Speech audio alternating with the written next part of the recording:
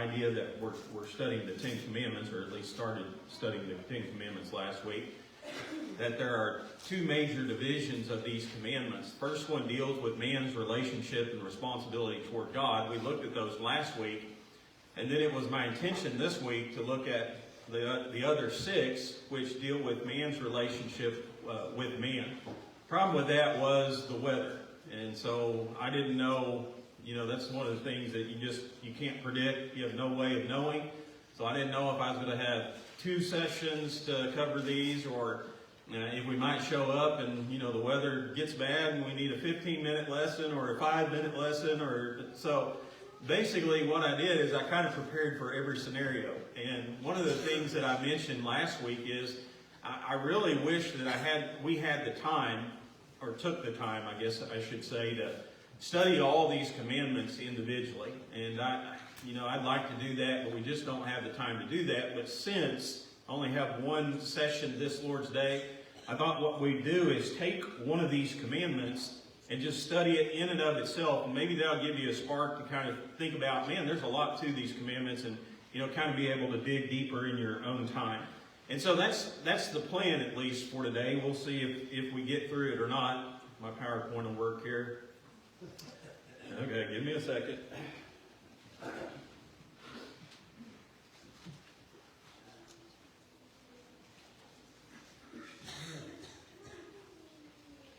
Okay, there we go.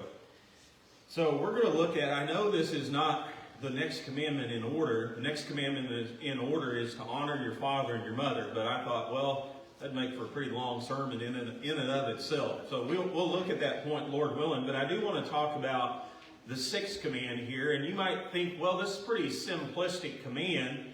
But in the King James Version, of course, it's translated as thou shalt not kill.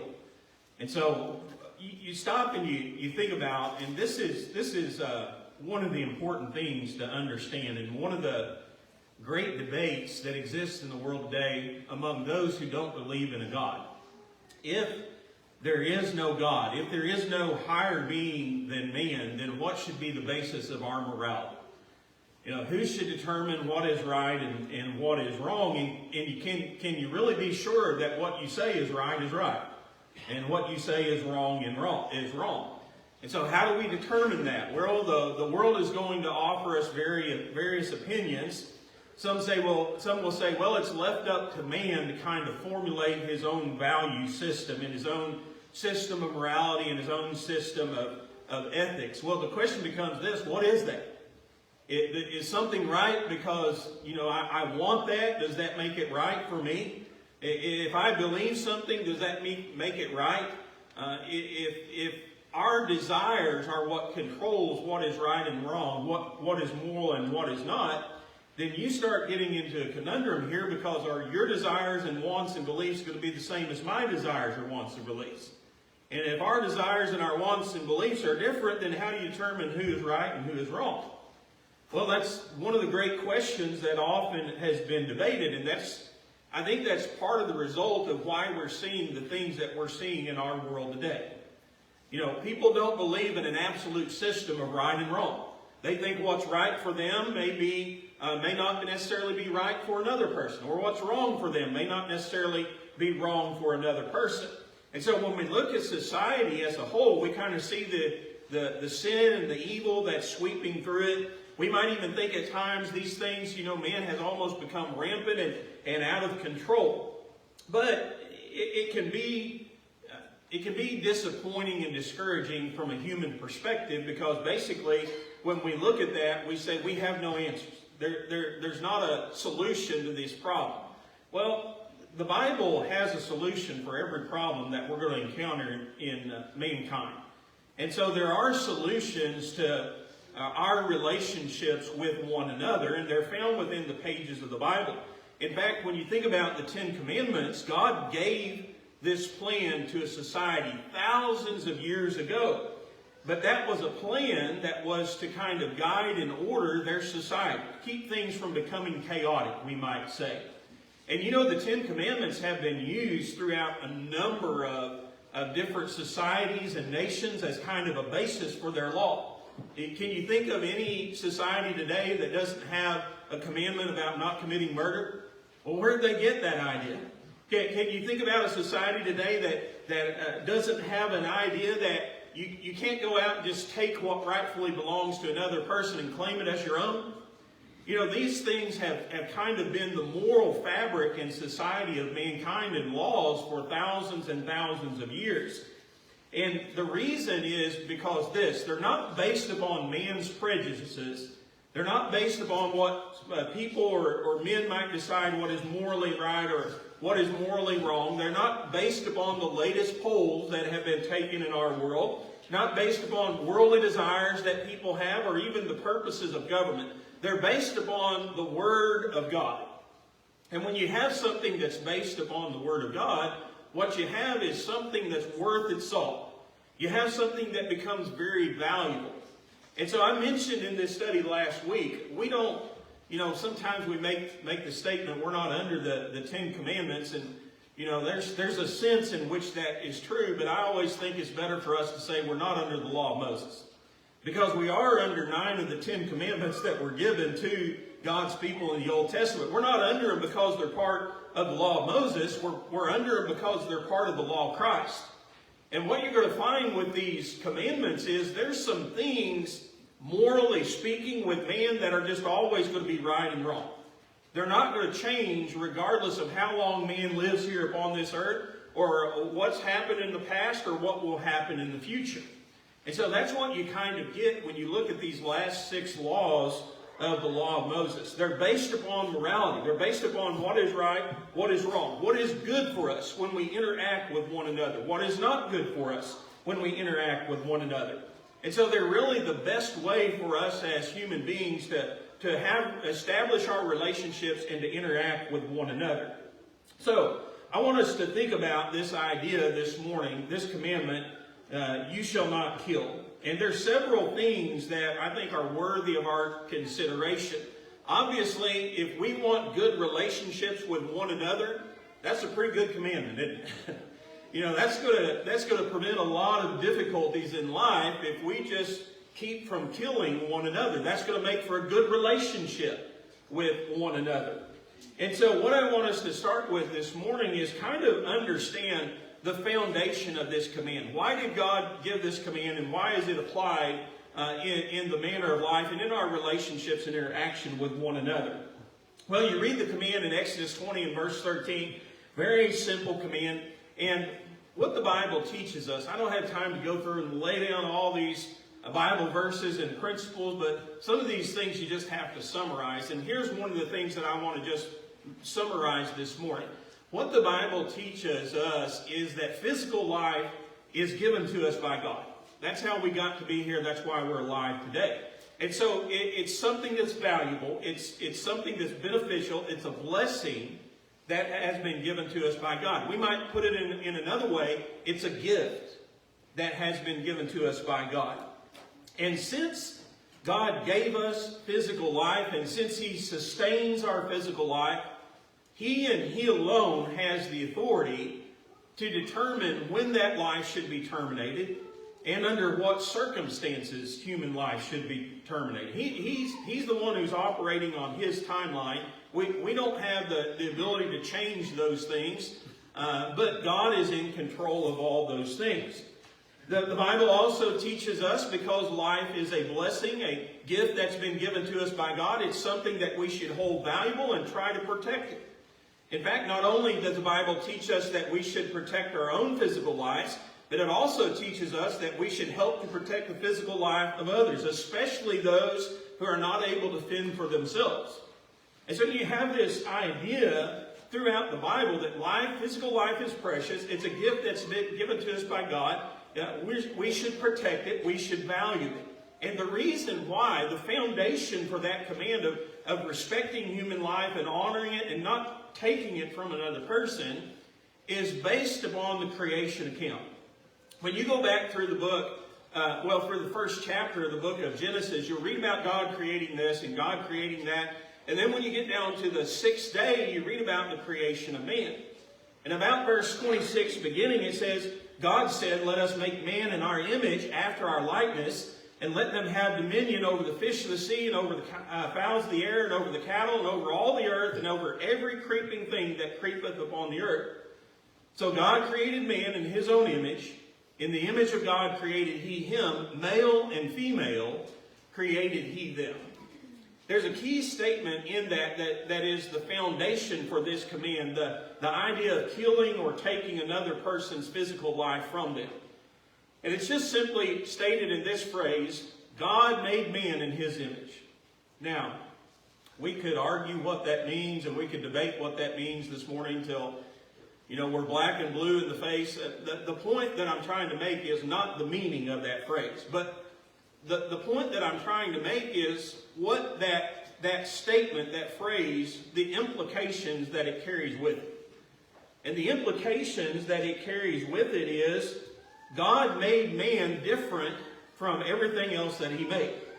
When he made animals, he didn't say, let's make animals in our image. When he made fish, he didn't say, let's make fish in our image. When he made birds, he didn't say, let's make birds in our image. When he made man, he said, let's make man in our image. And that's what God did. We were created in the image of God. And so when you fast forward down the line to the days of Noah, in Genesis chapter 9 and verses 5 and 6, when Noah steps off the ark, the idea of not killing or taking another person's life is reinforced in God's interactions with Moses. Or Noah, what did I say? Moses? Noah, not Moses. But he says this in verse 5 of Genesis chapter 9. And surely your blood of your lives will I require, at the hand of every beast will I require, at the hand of man. And at the hand of every man's brother will I require the life of man. Verse 6, whoso sheddeth man's blood, by man's blood by man shall his blood be shed. Now notice this statement. Why? For in the image of God made he man. You see the purpose, the reason why this command was given? Because the life of a human being is a precious thing. It's a valuable thing. Man wasn't made like everything else here upon this earth. He was made in the image of God. And because he's made in the image of God, his physical life is to be valued. It is to be protected. And so you have this idea that human life is very valuable in the sight of God. That's really the foundation. Now, here's what I want to point out. And this is maybe sometimes where people who've not been raised in the church or never read or studied the Bible, they get a little bit confused.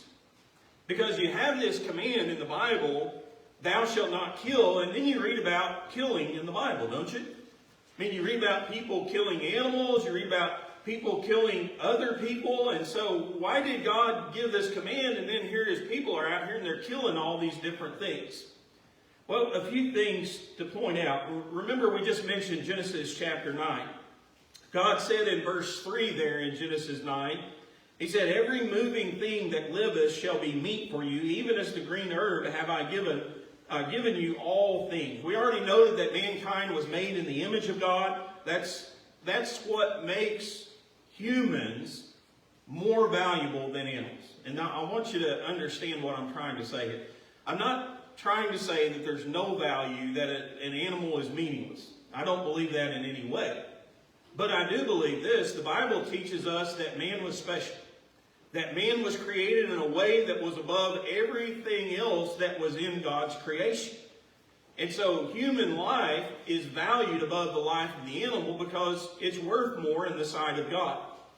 But you notice there, why some people come up with this question, well, why did God create animals then? Why did God have Noah preserve all these animals on that ark? And I don't want to offend pet lovers this morning, but God made animals to eat. And it's not to say that it's wrong to have a pet. I don't believe that in any way. But God didn't make animals to be a good companion for us. Remember when God was looking for a good companion for Adam? All the animals passed before him, and God said there's not a good companion for him. So he made Eve. That's why there are other human beings. They are compatible. They're things, they're creations of God that we can communicate with, that we can relate to, and that we share in common with. And it's not wrong to have a pet, and it's not wrong to love that pet, and it's not wrong to let that pet live within your home. But understand this, not wrong to eat them either. God made animals so that man would have something to eat. And when Noah got off the ark, he said, all these animals are your food.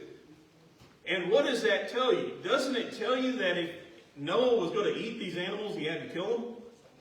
I wouldn't want to try to eat an animal alive, but it would just make sense that if you're going to eat these animals, you're going to have to kill them.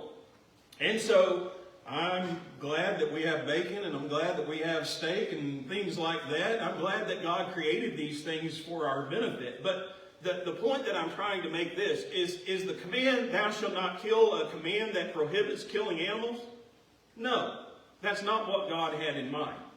In fact, when you fast forward over into the New Testament, in Acts chapter 10, and beginning there in about verse 10, we're reading there, or the context there is about Peter as he's journeying toward the household of Cornelius, and he's getting very close to getting to where Cornelius is living. And he stops at a certain house and goes up about the 6th hour of the day, and he offers up a prayer to God. And we're reading there in verse 10, the Bible says about Peter in Acts 10 and verse 10 beginning, he became very hungry and would have eaten, but while they made ready, he fell into a trance. You remember the vision that he saw? He saw the heaven open, a certain vessel descending unto him, a great sheet that was held by the four corners that was let down out of heaven.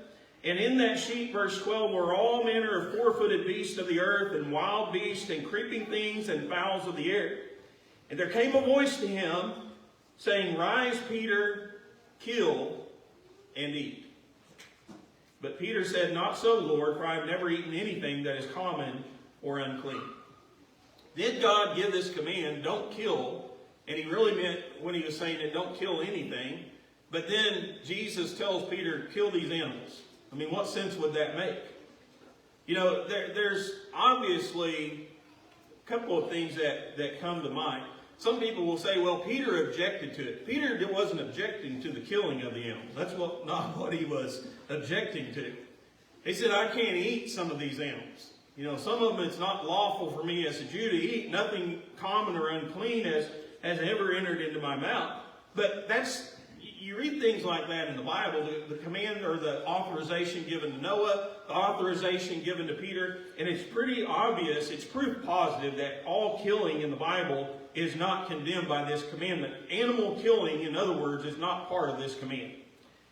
What's also of interest to us is when you study the Bible, it didn't rule out all human killing either. In fact, you'll read passages in the Bible very clearly, such as 1 Samuel chapter 15 and verse 3, where God tells Saul, he says, Now go and smite Amalek and utterly destroy all that they have, and spare them not, but slay both man and woman, infant and suckling. Sometimes we read in the Bible where God actually commanded people to kill other human beings, to take their physical life. It's really simple. I think there's 3 of these commands here in these 10 commandments that are just 2-word statements in the Hebrew language. And basically, if we were to translate them into our language, it says, don't kill. But that word doesn't really do justice to the idea that God is trying to portray to me in here. I think probably an easier and a better translation would be don't murder. Because murder is the unlawful taking of life. We've already established, as we read through the Bible, there are some times where God authorizes the taking of life. He authorized the taking of animal life. There were other times when he authorized the taking of human life. And there were people who were killed, there were animals who were killed, but there was no violation of God's law. There was no breaking of this 6th command. And so what we understand from studying these, we learn that it doesn't prohibit all killing. Sometimes, it's necessary to go to eat an animal, that you kill that animal. Also, in certain instances, human killing was authorized in the Bible. Here's a third thing to think about. Does it allow for people to defend themselves? You know, the Bible says don't kill. Does that mean if you're being attacked by somebody, then you can't fight back? Because you might kill them, you might take their life? The answer is no. In fact, you go back to the Old Testament, there were several laws that revolved around this idea. In Exodus chapter 22 and verse 2, the law of Moses said this, if a thief be found breaking up and be smitten that he die, there shall no blood be shed for him. So here you have an instance where a person was breaking into your house. Obviously, if you woke up in the middle of the night, or even if you came home to a person breaking in your house, do you know the intent of that person? Now, I don't know what's in the mind of that person. I don't have the ability to read their heart. I don't know if they're just here for my things, and maybe if they see me, they're just going to tuck tail and run. I don't know if they're after me. I don't know if they're after somebody in my family. And so here you have a guy who's doing something he shouldn't do already, right? He's already breaking one of God's laws. He's trying to break into this house that doesn't belong to him. Well, what do? You try to defend yourself. In the process of that defense, he winds up dead. Did you break this command? Should now your blood be shed because you shed the blood of another human? The answer is no. God said no blood should be shed for his sake. And so we have that authorization under the Old Testament law to defend yourselves. Now, let me I don't want somebody to misconstrue my what I'm trying to say here. Understand this. We have laws of our land too. Okay? And if you're not familiar with the laws of those lands, and a person breaking into your house, we have a fellow right over here, I'm not going to mention him by name, but he can familiarize you with those laws. So don't just go out here and say, well, Clint said this. If I see somebody, I think they're breaking into my house, I can kill them. So that's what I'm going to do. Understand there are consequences that go with it according to our laws, and understand what those are. But what I am pointing out is, according to biblical standards, you haven't broken this commandment. This isn't what this commandment is about. It's not about all killing of animals and even sometimes human lives. People are allowed to defend themselves. How else do I know that? Think about the wars in the Bible. And not only the wars in the Bible, but the wars of human history. We read in 1 Samuel 15 and verse 3 that in times of war, it was not wrong to take the life of the enemy. What do you do if another nation invades and tries to attack you and take your life? Can you fight for your life? Can you fight for the lives of other people? Can you defend your nation? Can you defend the innocent? Absolutely. There are times when that is a necessary part, unfortunately, of human life. I might add a word of caution here too. I think it would behoove us to be sure we're fighting on the right side and for the right cause. But in times of war, people are allowed to defend themselves. You go through the New Testament. I don't have time to go through all these examples, but read about the number of disciples of Christ who were Roman soldiers. And I find that hard to do. Or I would think that would be something that would be hard to do. Be a soldier in the army of Rome and be a disciple of Christ at the same time. But they were. And so what I learned from that is it's not always wrong for a person to take life or even to defend themselves. Again, I think it's just, we have to be sure we're on the right side of the cause here. In the New Testament, Jesus spoke these words in Luke chapter 22, 35 and 36. He turns to his apostles and he says to them, when I sent you without purse and scrip and shoes, lacked ye anything? And they said nothing. Then he said unto them, but now he that hath a purse, let him take it, and likewise his scrip, and he that hath no sword, let him sell his garment and buy one. Jesus begins this conversation with his disciples by reminding them of times past. And he said, you remember that time I sent you guys out and I said, don't take any money with you and don't take any supplies and, don't take any clothes? And they said, yeah, we remember that. He said, did anything bad to you? Did you have plenty? They said, happened to you? Did you have plenty? Yeah, we had plenty. He said, it's not like that anymore. He says, now I'm going to send you out, you take money with you. Now I'm going to send you out, you take supplies with you. Now I'm going to send you out, and you take a sword with you. Question, why do you need a sword? It wasn't to advance the cause of Christ, right? It wasn't to go out here and make people obey the gospel and submit to their teachings, or else they were going to kill them. It was for their own protection. And Jesus even went so far as to say this. He said, if you don't have a sword, sell something you do have and get a sword.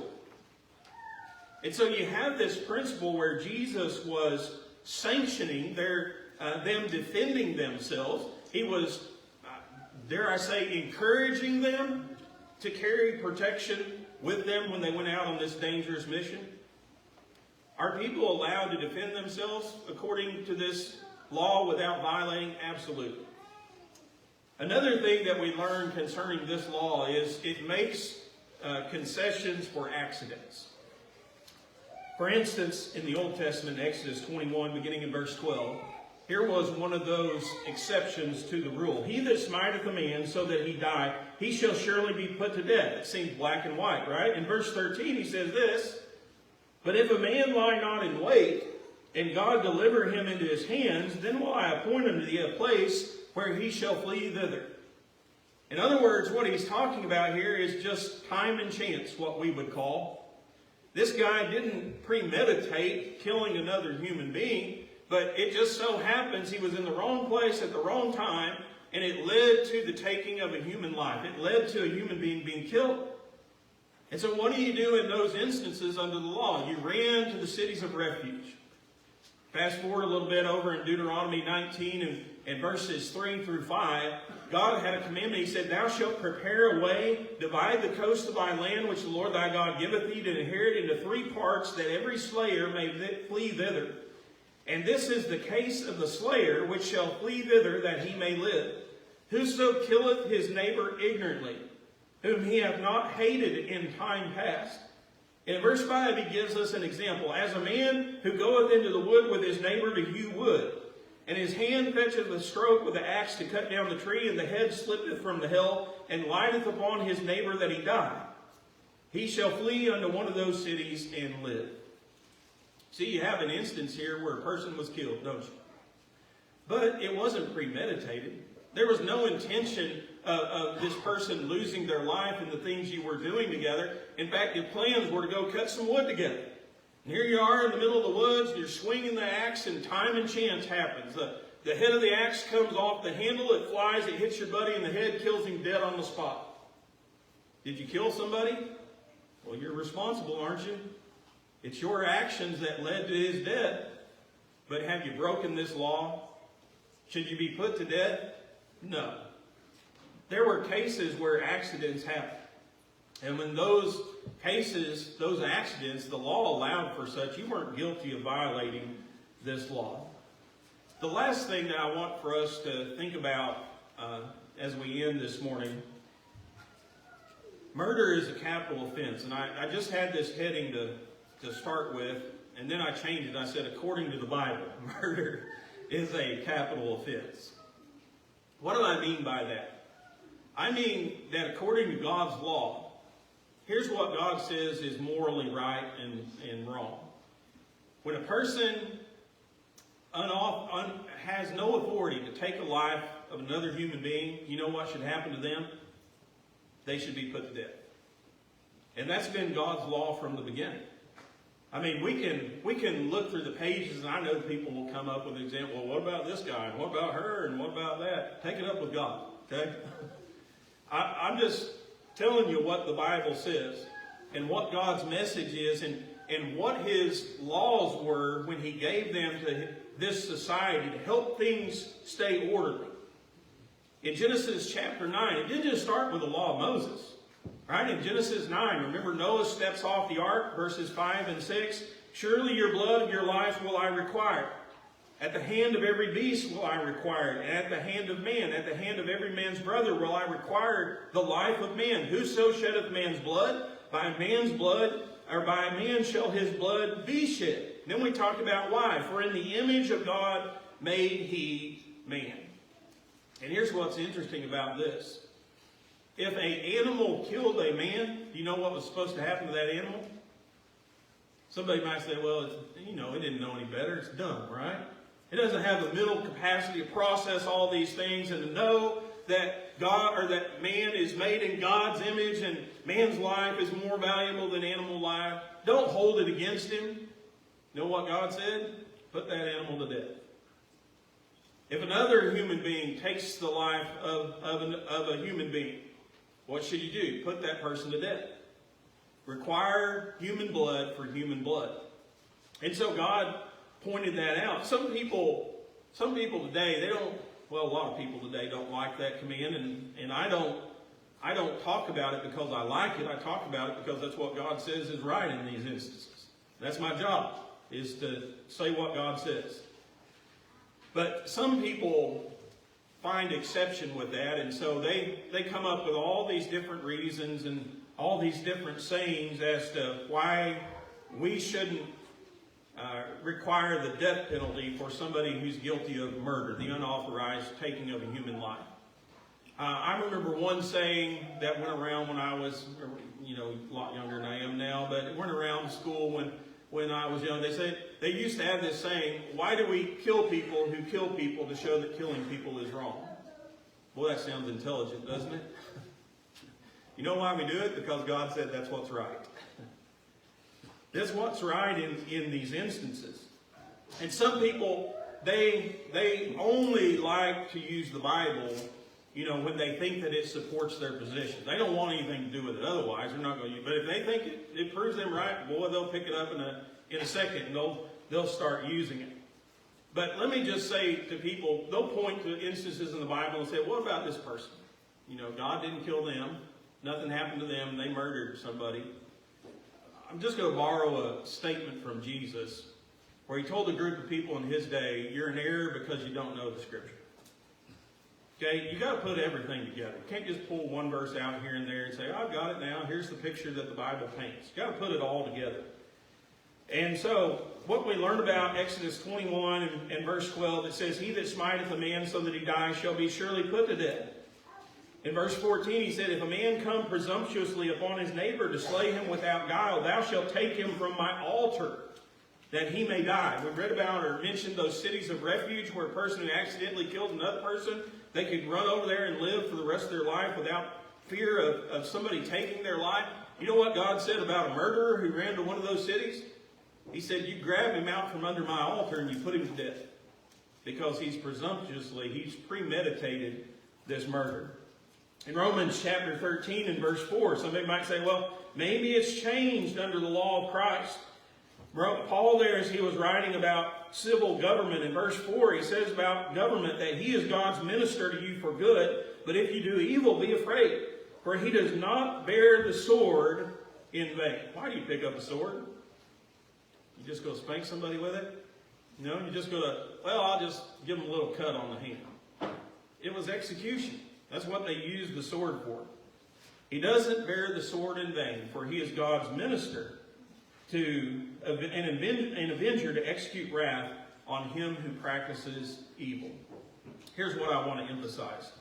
Is God's law today still, if you unlawfully take the life of another human being, your life should be taken? Absolutely. But God has authorized civil government to take care of that. In other words, it's not my responsibility. You read in the Old Testament, somebody murdered your family member, you could go out and take their life, free of consequence. Can't do that today. Do you know who God's minister is to punish evildoers today? It's not me, it's civil government, Romans 13. That's the one that God has appointed. That's the one who's going to have to answer for these things. And so we have to understand, yes, while God's law may say this is what's right in this instance, that doesn't mean that gives me the authority to go out and to execute the punishment of that law. God has appointed the proper people to do so. But make no mistake about it, that is what God says is right in these certain instances. And I want you to think about that in context of our world today. If every person who murdered another person got the death penalty, you think murder would go down? But if I can go out here and murder somebody and say, maybe I'll just get 20 years. Or maybe I can just get life in prison. Or maybe I can take a plea bargain and I can go down to second-degree murder, even manslaughter. If I know all those opportunities exist, I might say it's worth the risk. But if I knew for a fact that my life was going to be taken from me if I took the life of another person, I think it's not going to eliminate murder, don't get me wrong here, but I think it would drop the rate a lot lower than what it is today. You know why God gave us that command? Because it's imperative to maintaining order in society. And when you don't follow God's law, you're not going to have the order within society. That's true with all these laws that we're going to look at. I was thinking about, I'm not going to read the couple last two verses here, but I just threw these in here. Under the law of Moses, murder wasn't the only capital offense. You realize adultery was a capital offense under the law of Moses? If you committed adultery, do you know what the law of Moses said should happen to you? Be put to death. I'm glad we don't live under the law of Moses today, not because I go out and flagrantly go and engage in adultery and things like that, but how would you like to kill your brother and sister in Christ for that? How would you like to be the one who threw the first stone like Jesus was talking about in John chapter 8? We don't live under the law of Moses today. I'm glad. But that doesn't mean that every sin and every taking of human life should go without punishment. There are still consequences because they exist under the law of Christ. So we do these things today because we are under the law of Christ, under the New Testament. 9 of these 10 commands I mentioned are repeated here. We don't have time to do an in-depth study of all these commands, but what I hope is what you've understood from this is there's a lot more than meets the eye to these commands. There's a lot more to study out than just, the simple statements of them. And so maybe it'll encourage you to do a little bit more study on your own. We look to the law of Christ today, not only for morality, not only for what is right and what is wrong, but also for salvation. And so we don't do what people did under the law of Moses to be saved. I'm glad we don't have to offer animal sacrifices every day of our life, continually, aren't you? In the New Testament, the Bible tells us the only sacrifice that we'll ever need has already been made on our behalf. Jesus made it when he came to this earth, when he suffered and died for our sins. Are you a Christian this morning? Have you obeyed the gospel of Christ? Have you done what the law of Christ says is necessary for your salvation? If not, why not do that this morning? Obey the gospel.